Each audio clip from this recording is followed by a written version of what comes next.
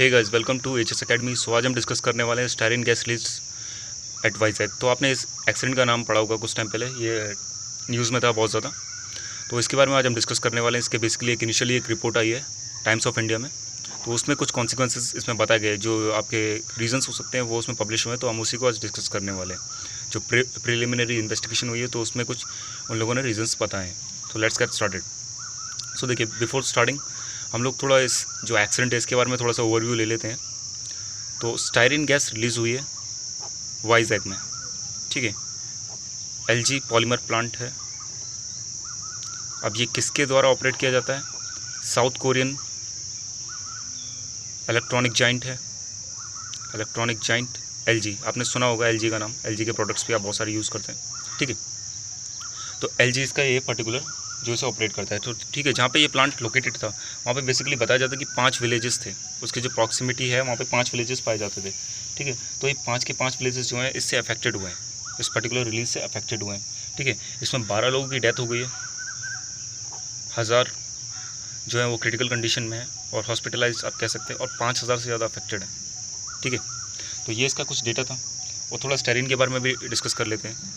Styrene basically एक liquid है जिसका कि हम यूज़ करते हैं प्लास्टिक्स को फॉर्म करने के लिए और पॉलीस्टीरीन को फॉर्म करने के लिए, ठीक है। नाउ इसका बॉइलिंग पॉइंट देख लीजिए, 146 डिग्री सेल्सियस है, ठीक है। इसकी प्रेजेंस आप देख लेंगे, व्हीकल जो एग्जॉस्ट फ्यूम्स से निकलते हैं वहाँ पे आपको ये मिल जाएगा easily. Even some foods beverages हैं उनमें आपको मिल जाएगा ये। और सिगरेट स्मोक जो आपका मेन इंपॉर्टेंट है उसमें भी आपको ये मिल जाएगा, सिगरेट स्मोक, ठीक है।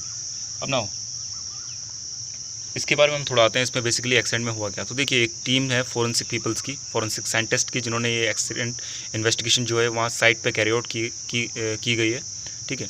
तो हम इसमें पहले थोड़ा देखते हैं कि ये कंपनी जो इन्वॉल्व हुई है इसमें, इसका नाम है APFSL, APFSL, ठीक है। AP forensic science laboratory. तो ये जो टीम है इसको बेसिकली 2 जनों ने लीड करा है, जो कि हैं doctor RK Sareen and T Suresh, जो कि आपकी साइट है जहाँ से गैस रिलीज़ हुई है वहाँ पे उन लोगों ने जाके विज़िट किया है, वहाँ पे इन्वेस्टिगेशन कैरी आउट किए 2 दिन के लिए। एंड देन जो रिजल्ट्स आए, प्रिलिमिनरी रिजल्ट्स आए, वो हम लोग के सामने उन लोगों ने प्रेजेंट किए। तो उन्हीं को आज हम डिस्कस करने वाले हैं बेसिकली। अब देखिए, उन लोगों ने जो अपनी इनिशियल रिपोर्ट है उसमें दिया है, उसमें उन लोगों ने 2 फैक्टर्स बताए जिनकी वजह से रिलीज़ हुआ है। पहला है ह्यूमन नेग्लिजेंस,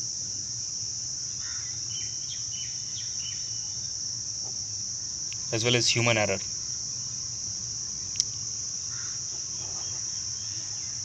अब देखिए, इसमें ह्यूमन नेग्लिजेंस को हम पहले डिस्कस कर ले रहे हैं। ये कैसे हुआ है? ये उस समय हुआ है जब ऑटो पॉलीमराइजेशन इनहिबिटर जो है हमारा, उसको हम स्टेरिन स्टोरेज टैंक में बना रहे थे in failing to maintain the temperature of 20 degree Celsius. Auto polymerization inhibitor, ठीक है।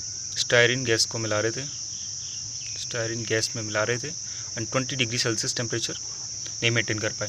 अब देखिए, इसका यूज़ क्यों बेसिकली हम करते हैं ऑटो पॉलीमराइजेशन इनहिबिटर का, ताकि उसका जो स्टायरिन गैस जो हम लोग का है बेसिकली, ठीक है, उसे सेल्फ पॉलीमराइजेशन से बचाया जा सके, ठीक है। सेल्फ पॉलीमराइजेशन ना हो।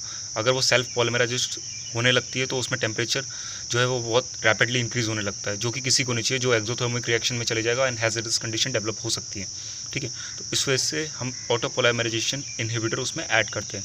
जब हम ऐड करते हैं हमें 20 डिग्री सेल्सियस टेम्परेचर से नीचे रखना पड़ता है, ठीक है। तो यहाँ पे 20 डिग्री सेल्सियस टेम्परेचर जो है वो मेंटेन नहीं हो पाया। वन ऑफ द फैक्टर ये है। दूसरा फैक्टर अगर हम ले लें तो ह्यूमन एरर का, ठीक है। ह्यूमन एरर में क्या हुआ है, बेसिकली हमारा एक TBC करके एक केमिकल है, ठीक है, टर्शरी ब्यूटाइल कैटिकॉल। मैं लिख देता हूँ यहाँ पे, टर्शरी ब्यूटाइल कैटिकॉल। ये भी एक इम्पॉर्टेंट फैक्टर है। इसको हमें बेसिकली स्टायरिन जो लिक्विड है उसमें हमें मिलाना रहता है ताकि वो सेल्फ पॉलीमराइजेशन ना हो। इवन जब हम ट्रांसपोर्ट करते हैं तभी भी हमें मिलाना रहता है, ठीक है। तो वो भी, उसमें भी नेग्लिजेंस आया कि वो मिलाया नहीं गया केमिकल गैस में, ठीक है। तो जिससे कि क्या हुआ है कि सब्सिक्वेंटली टेम्परेचर में राइज हुआ है और वो 150 डिग्री सेल्सियस तक रेज हो गया। जैसा कि मैंने आपसे प्रीवियसली डिस्कस करा कि 146 डिग्री सेल्सियस जो है स्टायरिन गैस का टेम्परेचर है, बॉइलिंग पॉइंट है, ठीक है। उसके बाद वो वेपराइज होने लगता है और इसी की वजह से जब ये टेम्परेचर इतना ज़्यादा बढ़ गया तो वेपर प्रेशर बनने लगा टैंक के अंदर, अब हमें पता है प्रेशर रिलीफ वेल्व रहती है टैंक्स में, तो उसी के थ्रू ये जो गैस है वो रिलीज़ हुई आपकी बाहर एटमॉस्फेयर में रिलीज़ हुई। अब ना वेपर डेंसिटी अगर आप देख लें स्टायरीन गैस की तो वो 1 से ज़्यादा है, इट मीन्स वो हैवियर देन एयर है, ठीक है। तो जब ये रिलीज़ हुई तो ये पाया गया कि ये जो स्टायरीन गैस है लो लाइंग एरियाज़, ठीक है, जहाँ पे हम लोग बेसिकली चलते हैं, जहाँ पे हम रहते हैं, वहाँ पे एक्यूमुलेट होने लगी, ठीक है।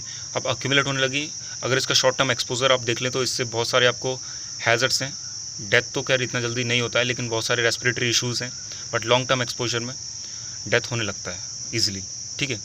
तो लोगों ने इसमें शिकायत करना स्टार्ट करा उसके बाद कि हम लोग को रेस्पिरेटरी इश्यूज़ आ रहे हैं, ठीक है, हेडेक्स हो रहे हैं, नौसिया हो रहा है।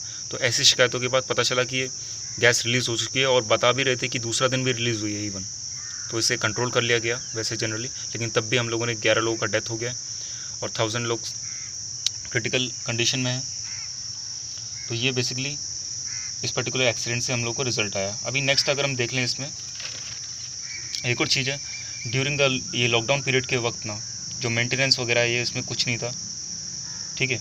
और जो आपके कूलिंग सिस्टम्स वगैरह हैं वो सब प्रॉपर्ली वर्क नहीं कर रहे थे। बेसिकली जैसे मैंने बताया कि एक्सोथर्मिक रिएक्शन यहाँ पे हुआ, तो एक्सोथर्मिक रिएक्शन को कंट्रोल करने के लिए आपको पता है हमारे प्लांट्स जो रहते हैं उनमें कूलिंग सिस्टम्स रहते हैं, तो ताकि जो भी केमिकल रिएक्शन हो, मे बी वो रनअवे रिएक्शन है या फिर एक्सोथर्मिक रिएक्शन है, इनकेस अगर वो होती है तो उसे ईजिली कंट्रोल कर लिया जाए, ठीक है। तो एट द टाइम जब इन्वेस्टिगेशन किया गया तो वहाँ पर जो कूलिंग सिस्टम्स हैं हमारे वो भी प्रॉपरली वर्क नहीं कर रहे थे। तो यहाँ पे प्रोसेस सेफ्टी मैनेजमेंट का जो प्रोग्राम है वो प्रॉपरली फेल होता हुआ दिखाई दिया है। जो आपका मैकेनिकल इंटीग्रिटी एलिमेंट है उसका देख लीजिए, स्टैंडर्ड ऑपरेटिंग प्रोसीजर्स है वहाँ पे कुछ नहीं दिखे, ठीक है। वन ऑफ द फैक्टर आप ये भी इसमें कह सकते हैं कि देखिए अभी जैसा कि आपको पता है कोरोना चल रहा है, लॉकडाउन चल रहा है इधर, तो इसमें हम लोग को अनुमति मिली है कि हम अपना फैक्ट्रीज़ को रन कर सकते हैं विद मिनिमल स्टाफ। किधर 50% में मिला है, किधर 33 में मिला है, ठीक है।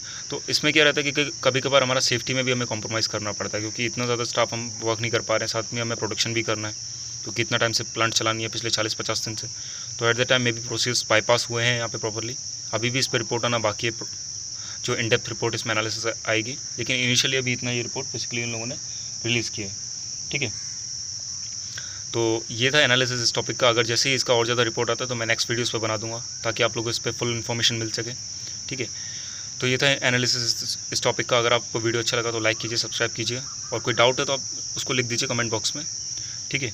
और जो इसका पर्टिकुलर MSDS है स्टायरीन गैस का, अगर आपको स्टायरीन गैस पर इन्फॉर्मेशन चाहिए तो मैं आज अपने टेलीग्राम ग्रुप में उसको अपलोड कर दूँगा, तो आप उसे टेलीग्राम ग्रुप को ज्वाइन कर लीजिए, लिंक आपको डिस्क्रिप्शन में मिल जाएगा। So thank you for listening as always, God bless you all.